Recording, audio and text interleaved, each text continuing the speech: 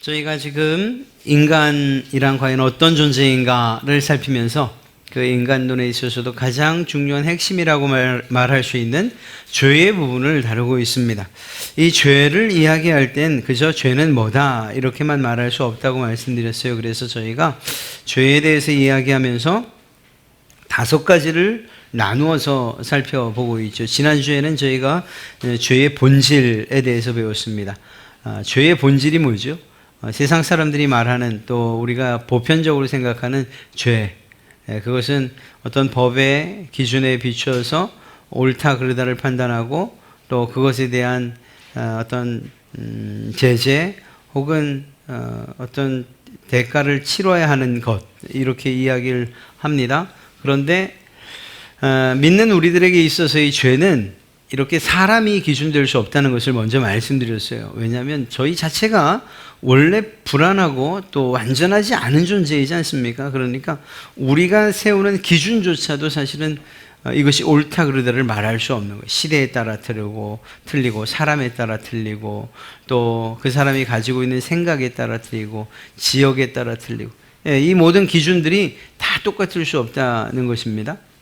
예를 들면 공산치 하에서의 법, 또 민주주의 하에서의 법, 이거 다 다르지 않습니까? 그러니까 사람이 만드는 이 법, 그리고 그것을 기준으로 한 죄는 우리가 보편적이라고, 또 특히 우리 기독교인이 말하는 이 죄의 성격과는 좀 다른 것을 알 수가 있어요. 그래서 우리가 내린 결론은 무엇입니까? 죄의 본질은 결국 하나님과의 관계 차원에서 정의되어야만 한다, 이걸 말씀드렸어요. 이거는 잊으시면 안 돼요. 우리 기독교인들이, 우리 성도들이 생각하는 죄, 이것은 모두 하나님과의 관계 가운데에서 정의되어진다. 그래서 하나님을 반대하는 것, 하나님께 불순종하는 것, 하나님의 법을 어기는 것, 이러한 것들을 죄라고 이야기하고 있는 것입니다. 이것이 죄의 본질이라고 이렇게 말씀드렸고요. 이제 오늘은 그렇다면 이 죄는 도대체 어디로부터 기원이 된, 어디로부터 시작된 것인가 하는 이야기를 안 할 수가 없죠. 이 부분을 저희가 공부하지 않고 막연하게 그냥 추측으로 또 혹은 내 생각으로만 알고 있다면 큰 문제를 일으킬 수 있기 때문에 이 죄의 기원을 밝히는 것은 아주 중요합니다. 하나님은 죄를 만드시지도 않았고 죄에 대한 책임도 없으시다는 거예요. 야, 이거 하나님 벌써 빠져나갈 구멍을 마련하셨구나, 이렇게 생각하십니까? 아니에요. 하나님의 성품과 속성을 우리가 이미 공부했지 않습니까? 그 하나님의 속성을 살펴보면 하나님은 이 죄를 만드실 수 없는 분이에요. 또 죄를 만들지 않으셨다면 죄에 대한 책임도 없는 거죠. 그러니까 사람이 죄를 지은 것에 대한 책임을 하나님이 지실 이유가 없는 거예요. 하나님은 어떤 분이시냐? 그러면 도덕적으로, 흔히 이 죄를 이야기할 때에 양심 혹은 도덕, 이것과 관련되지 않습니까? 이렇듯 도덕적으로 완전하신 분이에요. 다른 말로 이야기하면 하나님은 완전히 선하신 분이에요.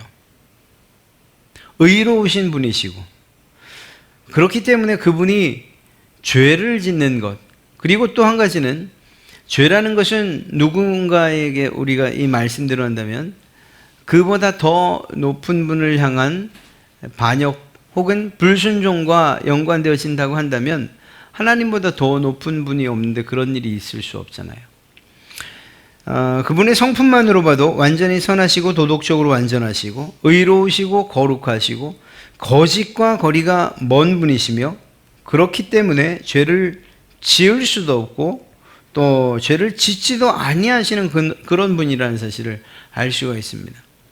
그렇기 때문에 그 죄를 하나님께로 핑계댈 수 없는 거예요. 하나님은 모든 선한 것에 완전하신 분이시다, 우리는 이렇게 이야기합니다. 그리고 또 그것은 사실입니다. 하나님께서 거짓이 없으시고 속임이 없으시고 그분은 언제나 정직하셔요. 선하시고 의로우셔요. 만약에 이러한 하나님의 성품을 그대로 닮은 사람에게서 죄를 발견할 수 있겠습니까? 그건 불가능한 일이죠. 네.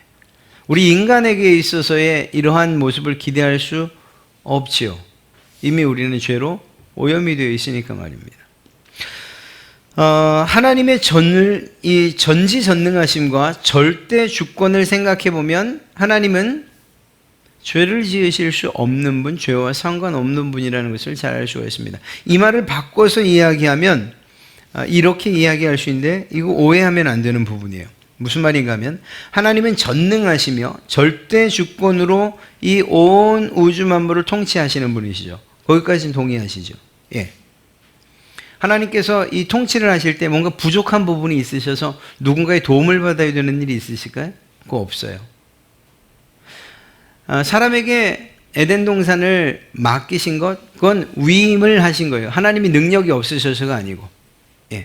그러니까 하나님께서 모든 것을 아시고 모든 능력이 있으시고 그리고 그분의 절대적인 주권 하에 통치를 하신다는데 우리는 이견이 없습니다. 그렇기 때문에 세상 모든 것이 그분의 통치 아래에 있는 것처럼 죄도 그 처음 그 이전 이제 살펴보겠지만 타락한 천사로부터 시작된 그 죄, 그 시작으로부터 그 죄가 마지막 이 무저갱에 지옥불에 던져지는 이때까지 하나님의 통치 아래 죄가 있다는 거예요. 여기에서 이제 우리는 오해를 할 수 있어요. 우리의 짓는 모든 죄가 하나님의 통치 아래 있다고? 그러면 하나님께서 우리가 죄를 짓지 않도록 그 전능하신 하나님께서 죄를 억제하시면 되지 않느냐? 어떤 방식으로든. 하나님의 통치 아래 있다는 것은 그분께서 좌지우지하실 수 있다는 얘기 아닌가? 이런 생각을 하게 되고요. 그리고 그러면 하나님은 결국 그 죄 짓는 것을 방관하시고 방치하시는 것이니 그 책임이 하나님에게 있지 않는가? 이런 생각까지 가게 된다는 것이죠. 네. 하나님의 통치 아래 죄가 있기 때문에 하나님은 그 죄를 억제하실 수 있고 죄를 짓지 않도록 하실 수 있는데 그것을 그냥 내버려 두시니 지금과 같은 이러한 죄악된 세상 이렇게 만들어져 버리고 이렇게 엉망진창이 되고 만 것은 아니냐 이런 생각을 할 수 있다는 거예요. 그러나 그것은 생각할 수 있다는 것이지 하나님께서 그렇게 하신다는 것은 아니에요. 우리의 생각이 언제나 진리는 아니니까 말입니다. 하나님께서 죄를 허용하셨다라는 이런 의미로 오해해서는 안 된다는 것입니다. 이 부분에 있어서는 잠시 뒤에 다시 살펴보겠습니다. 타락한 천사와 그리고 타락한 인간이 하나님의 뜻과 계획과는 상관없이 죄를 짓도록 내버려 둔 것처럼 여겨지지만 그러나 그 죄를 끝까지 짓도록 방치하거나 허용하지는 아니하신다는 그러한 의미입니다. 여기에서 여전히 우리에게 드는 의문은 지울 수가 없어요. 그렇다면 하나님께서 이 죄를 허용하셨다면 그러면 일정 부분 하나님에게 책임이 있는 것이 아닌가 하는 이런 생각을 떨쳐버릴 수 없다는 거죠. 그러면 하나님께서 이 허용하신다는 의미 그리고 왜 허용하셨을까라는 것을 알면 그러면 이 질문에서 좀 자유로워질 수 있겠죠. 그렇습니다. 죄 짓는 것을 완전히 통제하지 않으시는 하나님. 그러니까 이런 거예요. 제가 이제 죄를 지으려고 하면 그런 상황들을 막으셔요. 아니면 죄를 짓지 못하도록 내 마음을 잠가 버리셔요. 혹은 내가 그 죄에 직면하면 온몸이 마비가 돼요. 그래서 아무것도 할 수가 없어요. 또 저쪽에 가서 욕을 하려고 하면 혀가 굳어요. 이런 일들은 하나님이 하실 수 없겠냐고요. 있으시죠. 그분의 전능하심이 그런 것을 못하게 하시겠습니까? 그러니까 죄를 짓지 않도록 하나님이 철저하게 막으실 수 있어요. 이걸 거꾸로 거슬러 올라가 보면 하나님께서 아담과 하와에게 아예 선악과를 두지 아니하시는 일을 하셨으면 돼요. 이 질문과 이렇게 질문하는 사람들 많잖아요. 하나님은 왜 유혹거리를, 시험거리를, 그 선악과를 에덴 동산에 만들어서 사람들이, 이 아담이 죄를 짓도록 하셨는가? 그리고 결국은 그 죄를 지어 그 모든 인류는 죽음을 맞이하게 됐으니, 그러니 그 선악과를 만드신 하나님이 모든 죄의 책임이 있는 것은 아닌가? 이 질문과 똑같은 질문인 거예요. 우리가 선악과를 이야기할 때, 그리고 이러한 죄의 통치하심을 이야기할 때에 하나님께서 선악과를 통해서 또 이 죄의 통치를 통해서 우리에게 기대하시는 바가 있다는 사실, 그리고 우리에게 주신 능력 하나가 있다는 것을 잊어서는 안 돼요. 이것을 잊어버리면 그러면 지금과 같은 이 질문으로부터 헤어나올 수가 없어요. 그것이 무엇일까요? 성경에 나와 있지 않지만 하나님께서 아담을 만드실 때 그에게 자유로운 의지를 주셨어요. 지금 이 시대를 사는 여러분들에게도 하나님께서 자유로운 의지를 주셨어요. 여러분들이 여러분의 삶에 대한 선택을 할 수 있게끔, 심지어는 죄에 대해서조차도 스스로 선택할 수 있게끔 말이에요.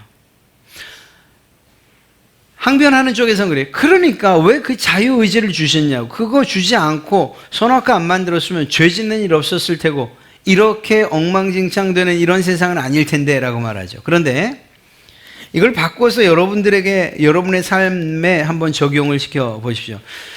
어느 부모가 자녀가 말 안 듣는 걸 좋아하겠어요? 말 잘 듣는 부모 좋아하죠. 자식들을 좋아하죠. 에? 공부하라고 하면 공부하고, 밥 먹으라고 하면 밥 먹고, 놀라고 하면 놀고, 게임 그만하라고 하면 딱 그만두고 하는 그런 말 잘 듣는 자식들이 좋죠. 그래서 하나님이 여러분들의 소원을 들어서 그 자녀의 머릿속에다가 놀라운 칩 하나를 이렇게 박아 두셨어요. 그렇게 가정을 해보자는 얘기예요. 무슨 내용인가 하면 그냥 부모 말에 철저하게 복종하는 거예요.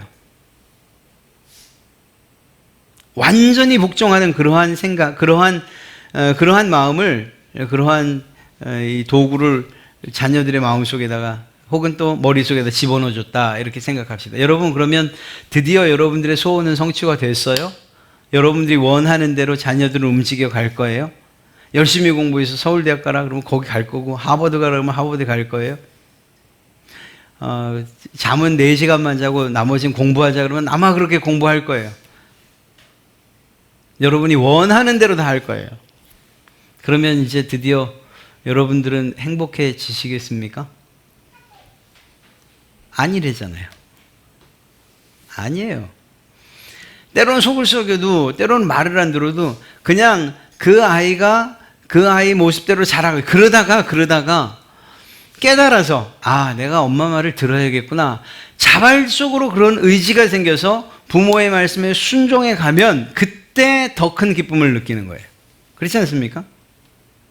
말 지지리도 안 듣던 애가 어느 날 갑자기 수련회 갔다 오더니 마음이 확 바뀌어갖고, 어머님 제가 이제부터는, 아버님 제가 이제부터는 말씀 잘 듣겠습니다. 자기 스스로 그렇게 결정을 해요. 그리고 적어도 3달 동안은 그렇게 살아요. 그때 기쁨이 있는 것 아니에요? 강제적으로 죄를 짓지 않게 하실 수도 있었고, 선악과라고 하는 그런 이 유혹을 두지 않을 수도 있었어요. 그러나 그렇게 자유의지가 상실된, 자기의 의지 없이 그렇게 살아가는 아담과 하와, 그 에덴 동산에서의 삶은 그저 아담과 하와에겐 불편함이 없을지 모르지만 하나님에게도 결코 기쁜 일은 아니에요.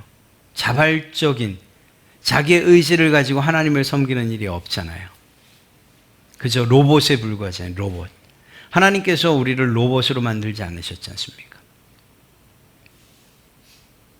우리에게 자유의지를 주셨던 것은 우리의 자유로운 의지를 활용해서 하나님이 그렇게 말씀하셨으니까, 선악과 과를 따먹지 말라고 하셨으니까 그 명령을 지키는 것, 이것을 하나님이 기쁘게 받으시는 거예요. 더 기쁘게 받으시는 거예요.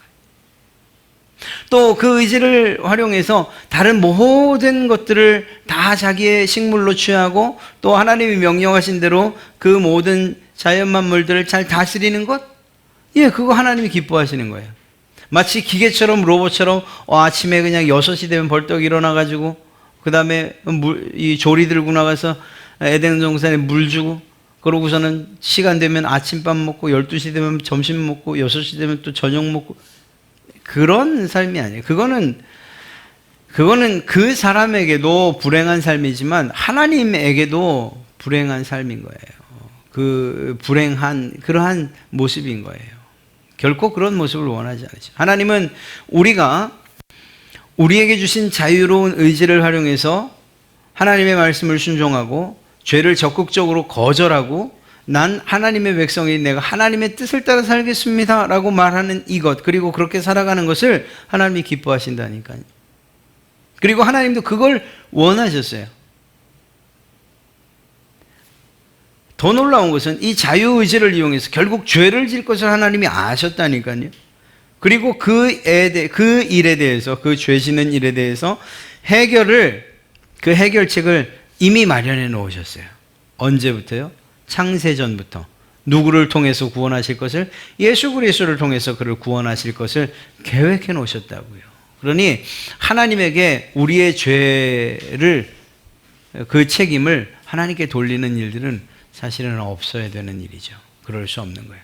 그 죄는 죄를 지은 자가 책임을 져야 되는 거예요.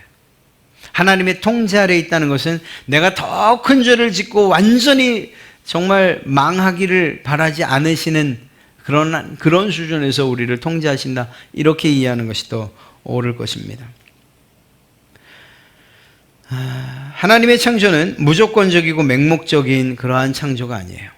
하나님께서는 우리에게 자유로운 의지를 주시고, 또 그 의지를 통하여 하나님의 명령을 순종하기를 기대하셨던 거죠. 로봇이 아니라 정말 자유로운 인격체로서 자기의 선택으로 하나님을 찬송하고 자기의 선택으로 죄 짓지 않는 이것을 원하셨던 것이죠. 또 한 가지는 죄 짓는 것을 완전히 통제하지 않으시는 이유, 죄를 어느 정도 허용하시는 이유가 무엇인가 하면 하나님의 영광과 신자의 선을 위해서예요. 좀 생뚱맞게 느껴지지만 때로는 허용하시는 악보다 그 악에서 더 큰 선이 나오기도 하는 거죠. 예를 들면 이런 거예요. 예수님을 유다가 죽여요. 팔아요. 그리고 그 예수님을 유대인들, 종교 지도자들, 그리고 모든 백성들이 힘을 합해서 예수님을 죽여요. 이거 선한 일입니까? 악한 일입니까? 악한 일이죠. 아주 악한 일이죠. 왜냐하면 예수님에게서는 빌라도도 그 죄 몫을 찾을 수 없었으니까요. 선한 사람을, 죄 없는 사람을 죽인 일이니까 이건 악한 일이에요. 그런데 그 일을 왜 하나님이 허용하셨을까요? 그 악한 그 일, 예수님이 죽는 그 일을 통해서 구원이라고 하는 그보단 더 크고 놀라운 가치를 지닌 일을 예수님께서 하셨지 않습니까? 하나님께서 악을 허용하시나 그 일을 통해서 더 큰 선과 유익이 있을 때에 그 일을 때로는 허용하신다는 것을 잘 알 수가 있습니다. 우리도 마찬가지예요. 살다가 보면 죄를 짓는 일이 있지요. 그러나 그것으로 완전히 그 죄로 인해서 끝장나기를 원하시는 하나님이 아니에요. 오히려 그 죄 가운데에서 하나님의 은혜를 발견하고, 그리고 우리가 하나님께로 돌아오거나 혹은 하나님의 은혜 가운데에서 그분의 사랑, 또한 그분께서 우리에게 베푸시는 그러한 놀라운 긍휼하심, 자비하심들을 죄보다, 그 악보다 더 크고 풍성하게 누리게 하실 때가 있다는 거예요. 그러면 그렇다고 해서 우리가 날마다 죄 짓는 사람이 되어야 하냐? 그건 아니죠. 그건 아니에요. 때로는 그렇다는 거예요. 그래서 이런 죄의 허용은 하나님께서 이 죄를 허용하셨으니 하나님에게 책임이 있다는 말을 하려고 하는 것이 아니고, 이 일은 결국 우리에게 주신 자유로운 의지를 통해서 하나님을 향해 나아갈 수 있는 그러한 발판이 되었을 뿐만 아니라, 때로는 허용하시는 악보다 그 악보다 더 큰 선이 나오기도 한다는 이 사실들을 우리의 삶 가운데에 깨달아 알게 하시기 위해서 허용이라는 이러한 용어를 사용하고 있는 것입니다. 자, 그러면 죄의 그 기원을 이제 살펴볼 텐데요. 그 죄는 성경상으로는, 우리가 읽은 성경상으로는 아담과 하와, 특히 하와로부터 시작됐다, 뱀으로부터 시작됐다 그러지만 더 분명하게 말하면 천사로부터 시작되었던 것을 알 수가 있습니다. 천사는 하나님의 영적인 피조물이에요. 눈에 보이지 않는 존재입니다. 그러나 하나님처럼 시공을 초월하지는 못해요. 이곳에 나타난 천사가 동시에 저쪽에 나타나는 이러한 일들을 있을 수 없어요. 자, 이성적이고 도덕적인 존재들이에요. 지성과 의지를 가진 인격체예요. 이 지성과 의지를, 그러니까 이 부분에 있어서는 사람의 성품과 같죠. 네, 도덕적인 존재들이라는 것입니다. 천사는 그 수가 많아요. 조직과 직무도 가지고 있어요. 예를 들어서 수태고지를 했던 천사가 있는가 하면 전쟁을 관할하는 천사가 있기도 하고, 예, 그렇죠. 성경에 그렇게 기록되어 있죠. 네, 그렇습니다. 하나님의 계시를 사람에게 중재하는 역할들을 하기도 하고요. 그런데 죄가 이 세상에 들어온 다음에 둘로 나눠지는데, 예를 들면 천사의 직분이 대략 두 가지로 나눠지는데, 하나님의 백성들에게 복을 전하는 일을 하거나 혹은 하나님의 원수들을 심판하는 이러한 일들을 천사들이 하고 있다는 것을 성경은 말하고 있습니다. 자, 그러면 죄의 기원은 뭐냐? 결국 이 말을 하려고 하는 건데요. 타락하여 악한 천사로 변질되었고, 이로 인하여 창조된 상태의 지위를 지키지 못한 바로 그 천사, 타락한 천사가 바로 죄의 기원이라고 이야기할 수 있습니다. 베드로후서 2장 4절, 하나님이 범죄한 천사들을 용서하지 아니하시고 지옥에 던져 어두운 고덩이에 두어 심판 때까지 지키게 하셨으며, 예, 범죄한 천사들. 그리고 유다서 1장 6절 말씀을 보면 또 자기 지위를 지키지 아니하고 자기 처소를 떠난 천사들, 하나님께서 정해주신 지위를 벗어나고 자기 처소를 떠난 이 천사들, 큰 날의 심판까지 영원한 결박으로 흑암에 거두셨으며, 예, 성경이 말하는 사탄은 바로 이 타락한 천사의 우두머리를 이야기하고요. 다른 표현들로 보면 귀신, 악하고 더러운 귀신, 바알제불, 시험하는 자, 귀신의 왕 등등 이러한 표현으로 사용되고 있습니다. 그러니까 이 타락한 천사로부터 죄가 시작되었다는 사실을 우리는 성경을 통해 알 수 있는 것입니다. 그러면 그 천상계라고 할 수 있는, 이 영계라고 할 수 있는 천사의 죄가 어떻게 우리 인간에게 이렇게 영향을 끼치게 되었는가? 그건 오늘 우리가 읽었던 말씀과 관련되어 있는 거예요. 인간의 역사에서의 죄의 시작은 에덴 동산에서 아담의 타락으로부터 시작된 것을 알 수가 있습니다. 창세기 3장 1절부터 6절까지 혹은 7절까지 오늘 읽은 말씀이 바로 그것이죠. 사단이 뱀을 도구로 사용하여 인간을 유혹하였다 하는 거예요. 이 말씀을 보면 도구로 사용하였다? 그러니까 일단 뱀 자체가 악한 것은 아니었다는 거죠. 여기서 또 한 가지, 그럼 뱀이 진짜 말을 했다는 건가? 혹시 이거 신화인가?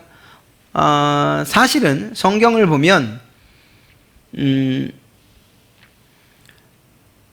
사람이나 동물이 자기 의지가 아닌 상태에서 다른 존재에 의해서 말을 하게 되는 일들이 사실 성경에 왕왕 기록되어 있어요. 짐승이 말한 이 사건이 여기만 있나요? 아니죠. 발람이 탔던 나귀가 말을 하죠. 이건 비록 나귀의 생각을 이야기한 것이지만 그 일은 누가 하신 걸까요? 천사가 한 것이라고, 또 혹은 하나님이 하신 것이라고 말씀드릴 수 있죠. 또 거라사 지방의 광인, 귀신 들린 사람, 그가 하나님, 예수님과 대화하는 과정. 또 성경의 다른 귀신들이 예수님과 대화하는 과정을 보면 그건 그 사람의 생각인가요? 아니면 그 속에 있는 귀신의 이야기인가요? 예, 그 속에 있는 귀신의 이야기죠. 그러니까 이런 일들은 사실 있을 수 있는 일이라는 거예요. 사탄이 뱀을 도구로 이용하여서 말을 했다? 성경은 분명히 그것을 역사적인 사실로 이야기하고 있다는 거예요. 이걸 우리가 그냥 옛날 이야기나 혹은 신화 혹은 상징만으로 취급해서는 안 된다는 사실입니다. 이 일에 대해서 사도 바울은 이야기하고 있어요. 고린도서 11장 3절 말씀을 보면 뱀이 그 간계로 하와를 미혹한 것 같이 실제로 미혹을 했다는 거죠, 말로서. 또 결국 이러한 일들을 볼 때에 사단이 뱀을 도구로 이용해서 하와에게 말을 하게 했구나라는 사실을 알 수가 있어요. 그리고 이것을 굳이 옛날 이야기, 전설, 신화라고 이야기할 이유도 없어요. 성경 안에는 어떤 한 존재 가운데에 또 다른 존재가 들어와 이야기한 이러한 일들이 많이 기록되어져 있기 때문에 말이죠. 자, 두 번째는요, 하와를 먼저 유혹했다는 거예요. 이게 누구의 책임이 더 크다를 이야기하려는 건 아니에요. 하와를 먼저 공격한 것, 그렇게 유혹하기로 한 것은 사단이 그렇게 결정한 건데요. 이유가 있어요. 왜냐하면 하와는 하나님께로부터 직접 명령받은 그러한 사람이 아니었어요. 물론 아담이 하와에게 이야기를 했을 것입니다만 하나님께로 직접 명령받은 것이 아니라는 거예요. 또 한 가지는 아담이 하와를 바라보면서 내 살 중에 살, 뼈 중에 뼈라고 이야기하지 않습니까? 그러니까 그만큼 하와를 사랑했다는 이야기고요. 그런 하와를 이용해서 아담을 유혹하는 것이 더 효과적이라고 아마 생각하지 않았겠는가 하는 이러한 생각을 합니다. 무엇보다 이 하와를 통해서 결국은 가정이 깨지는 이런 일들이 일어나요. 만약에 아담을 유혹했다면 적어도 가정은 깨지지 않았겠죠. 네, 그럼요. 그런데 이 일 이후에 하나님께서 각자를 심판하실 때 그리고 벌을 내리실 때 하와가 이 아담이 뭐라고 얘기합니까? 참 창피한 일이기도 한데 변명을 하죠. 아니 하나님께서 저에게 주신 이 여자가 이렇게 얘기를 해요. 창피해. 그 여자가 나로 하여금 먹게 하였다 이거죠. 그러니까 이렇게 책임을 전가, 단순하게 책임을 전가하는 것으로 끝나는 게 아니라 가정이 깨지는 이러한 상황들이 벌어지고 만 것입니다. 자, 그 다음에 사단이 인간을 유혹하는 그러한 방법을 보면 어떻게 기록하고 있는가? 불신을 믿지 못하게 하는 이러한 전략을 쓴다는 거예요. 하나님의 권위와 하나님의 선하심을 불신하게 만들었어요. 그래서 그러한 불신이 어떤 결과를 가져왔는가 하면 먹지 말라라는 이러한 하나님의 말씀에 먹지도 말고 만지지도 말라는 이러한 명령을 그러니까 하나님의 명령에 대해서 분명히 알고 있지 못했던 거죠. 명령에 대한 이해도 없었고 정확히도 알지 못했어요. 그래서 만지지도 말라는 이 명령을 더하게 되고요. 반드시 죽으리라고 하신 이 말씀을 죽을까 하노라, 정말 죽을지도 모르겠는 걸 정도로 이렇게 축소 왜곡하죠. 사단은 하나님의 말씀을 어기면 반드시 받게 될 결과, 즉 반드시 죽으리라고 한 이 이야기를 속입니다. 그러니까 하와는 제대로 알지 못하고 있었고 사단은 그 말을 받아서 속이죠. 어떻게 해요? 반드시 죽으리라를 결코 죽지 아니하리라 라는 말로서 완전히 바꿔서 속입니다. 그런데 거기에 넘어가게 되죠. 사탄의 성품이라고 해야 될까요? 속성이라고 할까요? 그게 어떤 존재인가에 대해서 예수님은 요한복음 8장 44절에서 이렇게 말씀하십니다. 너희는 너희 아비 마귀에게서 났으니 너희 아비의 욕심을 너희도 행하고자 하느니라. 그는, 이 사탄 말하는 겁니다. 그는 처음부터 살인한 자요 진리가 그 속에 없으므로 진리에 서지 못하고 거짓을 말할 때마다 제 것으로 말하나니 이는 그가 거짓말쟁이요 거짓의 아비가 되었습니다. 그러니까 사탄이 하와에게 이야기했던 이 거짓은 그가 가지고 있는 생각이에요. 하나님으로부터 하나님을 배반하고 난 그 사단이 가질 수 있는 유일한 성품이 바로 이 거짓이라고 이야기할 수 있는 거죠. 그리고 그것을 뱀을 통해서 하와에게, 자, 하와가 또 혹은 아담이 죄를 짓게 되는 이 과정을 굳이 이야기하면 첫째는 의심이 먼저 생깁니다. 물론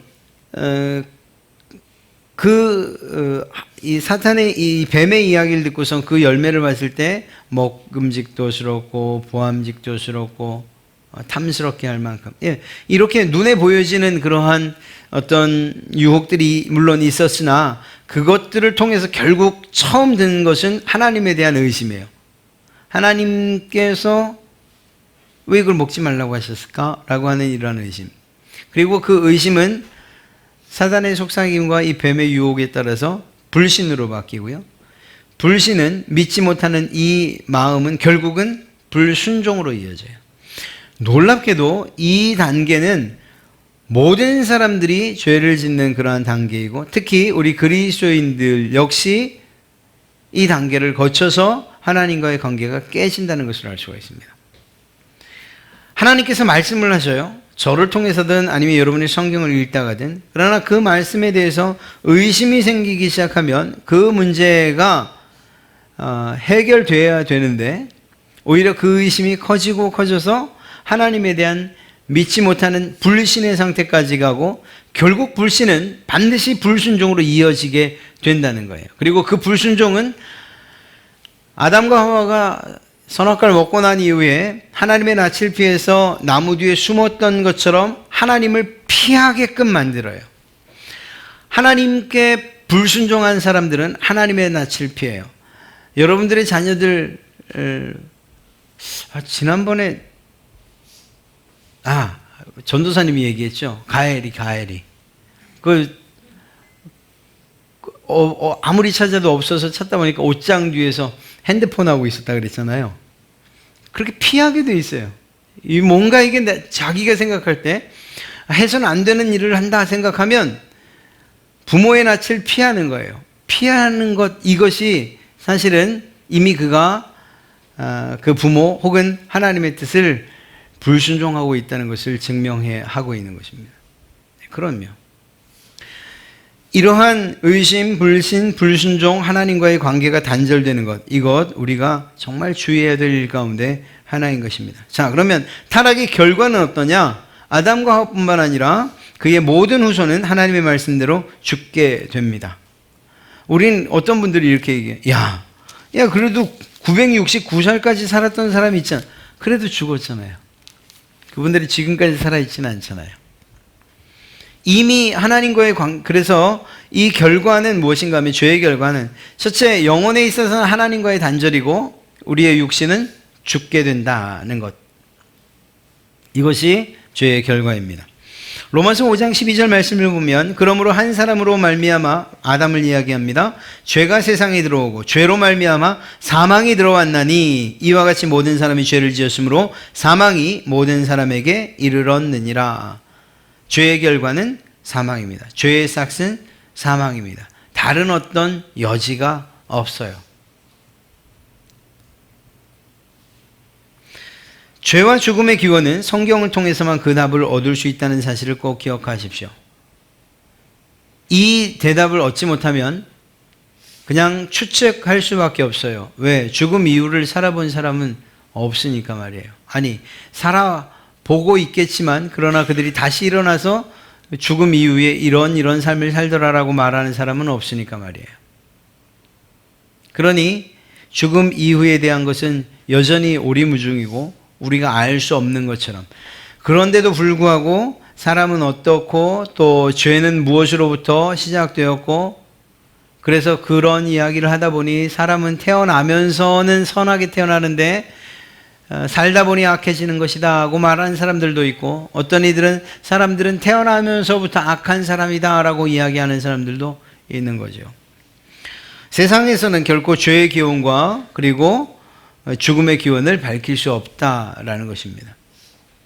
오직 성경이 이것을 우리에게 대답을 해주고 있습니다. 오늘 여러분들과 함께 살핀 성경 공부의 결론을 내리라고 하면 우주와 인간을 창조하신 하나님은 죄를 만드신 분이 아니시며 죄에 대한 책임이 없으시다는 사실이에요.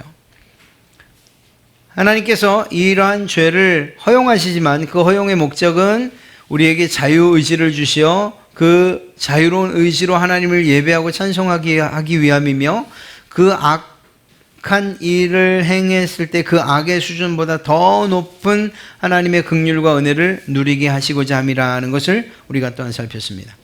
결국은 이 죄의 책임은 아담과 하와가 죄를 지었으니 그에게 책임이 있는 것처럼 오늘날도 우리가 정말 죄를 짓는다고 하면 그 책임은 누구에게 있는 것, 다른 사람에게 있는 것이 아니고 바로 자기 자신에게 있다는 사실을 우리는 명심해야 됩니다. 내가 이런 세상에 태어나지 않았으면, 내가 이 땅에 태어나지 않았으면, 내가 이런 부모 밑에 태어나지 않았으면, 내 환경이 이랬으면 저랬으면 그 어떤 것도 우리의 죄를 정당화시켜줄 만한 그러한 것들은 없다라는 거예요. 하나님은 우리에게도 여전히 자유의지를 주셨고 그 자유의지를 활용하여 죄가 아닌 것을 선택하고 오히려 하나님을 찬송하는 그러한 삶을 선택할 수 있도록 우리에게 이러한 의지와 또한 삶을 주셨기 때문인 것이죠. 그러니 죄의 책임은 자유의지를 지닌 도덕적 피조물, 더 정확하게 말하면 우리 각자에게 있다는 사실을 알 수밖에 없어요. 몇 주 동안 이 죄에 관한 이야기를 해야 되기 때문에 참 절망적으로 느껴지실 거예요.